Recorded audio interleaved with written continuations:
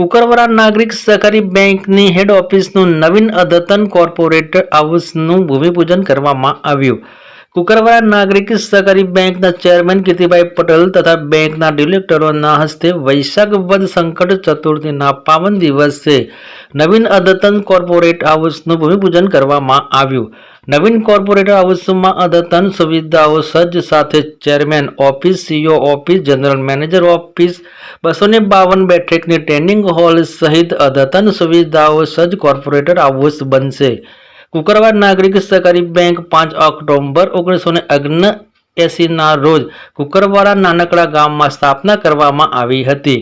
કુકરવાડા નાગરિક સહકારી બેંકના ચેરમેન કીર્તિભાઈ પટેલની કુશળતા અને શૂન્યમાંથી સર્જન કરવાની અનોખી આવડત, પારદર્શક વહીવટ તેમજ બેંકના દરેક ડિરેક્ટરોનો સાથ સહકારથી કુકરવાડા નાનકડા ગામમાંથી શરૂઆત થયેલી બેંક આજે ગુજરાતના વિવિધ જિલ્લા તાલુકાઓમાં 12 શાખા ધરાવતી વિશ્વસનીય બેંક બની છે।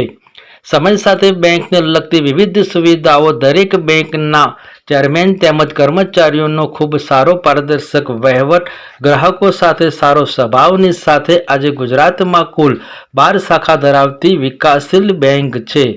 વિશેષ રિપોર્ટ મુકેશસિંહ વિજાપુરથી। શું કહે ચેરમેન શ્રી, આજે કુકરવાડા નાગરિક સહકારી બેંક દ્વારા નવીન અદ્યતન કોર્પોરેટ હાઉસનું જે ભૂમિપૂજન કરવામાં આવ્યું છે, કેવા પ્રકારનું આ કોર્પોરેટ હાઉસનું હશે અને શું શું સુવિધાઓ આજના સમયની અદ્યતન ટેકનોલોજી મુજબ હશે?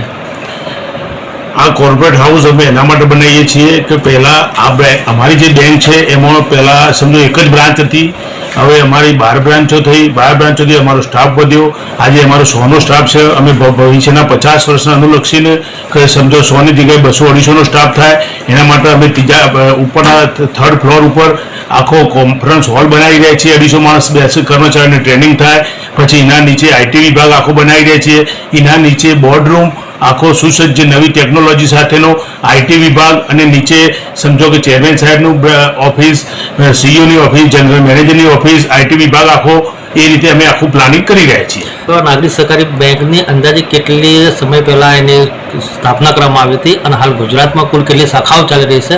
ખાસ શું સુવિધાઓ અને સગવડો લોકો માટે આપવામાં આવી રહી છે?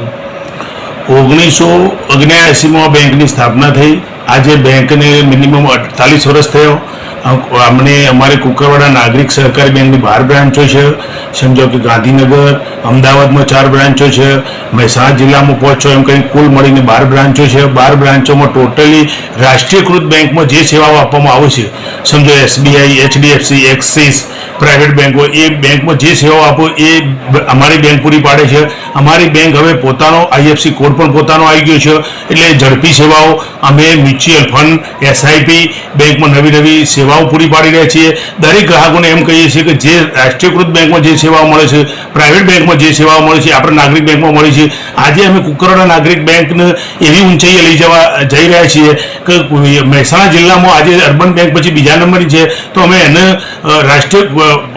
રાષ્ટ્રીયકૃત બેંક તરીકે આગળ વધે, સહકારી બેંકને રાષ્ટ્રીયકૃત બેંકના લેવલમાં ચાલે। અને અમારી બેંક કે સહકારી બેંકમાં આજે એક નાના ગામડાની બેંક છે કુકરવાડા નાગરિક બેંકની, અને એનો વિકાસ થાય। અને આજે તાલુકો નથી છતાં પણ અમારી બેંક આટલો બધો વિકાસ કરી રહી છે, તો અમને સારી એવી ઊંચાઈ પહોંચાડીએ, લોકોને સેવાઓ પૂરી પાડીએ। આજુબાજુના 40-50 ગામનો તો અમે સગવડો પૂરી પાડીએ છીએ, પણ દરેક જગ્યાએ પહોંચે અને શહેરોમાં જઈએ અને શહેરમાં પૂરી પાડે એવો અમારા બોર્ડ દ્વારા એવો વિચાર કરી રહ્યા છીએ।